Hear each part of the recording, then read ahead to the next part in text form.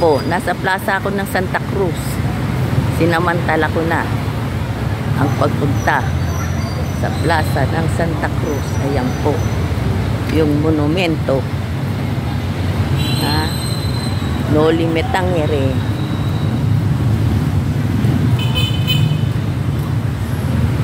Ayan po, yung monumento dito sa plaza ng Santa Cruz.